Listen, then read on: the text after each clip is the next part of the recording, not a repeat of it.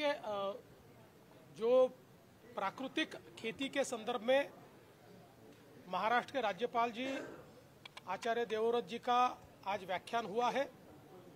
वो इस क्षेत्र के तज्ञ यानी एक्सपर्ट माने जाते हैं। आज किसानों का लागत मूल्य बढ़ रहा है क्योंकि हम बहुत बड़े पैमाने पर रासायनिक खेती कर रहे हैं। उसको नेचुरल खेती की ओर कैसे ले जाए, हमारे जमीन की जो उर्वरा की क्षमता है उसको कैसे बढ़ाया जाए, हम ज़्यादा उत्पादकता कैसे ले, ज़्यादा प्रोडक्टिविटी हमारी कैसे बढ़ाए और कम खर्चे में उसको कैसे करें और नेचुरली कैसे करें, इस सारी चीज़ों के ऊपर बहुत सुंदर विचार उन्होंने हमारे सामने रखे।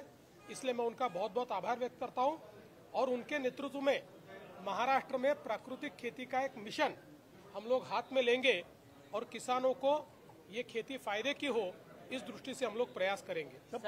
जब पडळमध्ये घटना घडली डॉक्टरने सुसाईड केलं त्याच्यावर आता सगळी कारवाई झालेली आहे आणि त्या संदर्भात सांगू, आज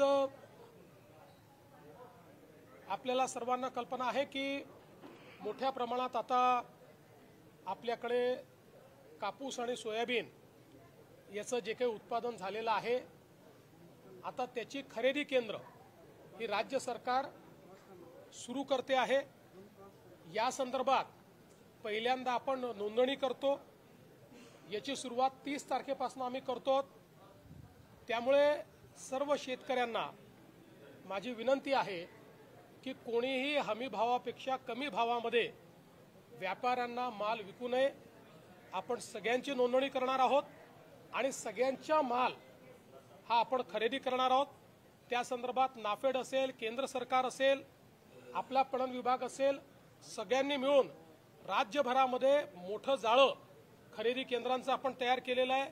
सीसीआयच्या सोबत देखील आपण त्या ठिकाणी टायअप केलेला आहे आणि म्हणून माझी सर्व शेतकऱ्यांना विनंती आहे की हमी भावापेक्षा कमी भावामध्ये कोणीही आपला माल विकू नये।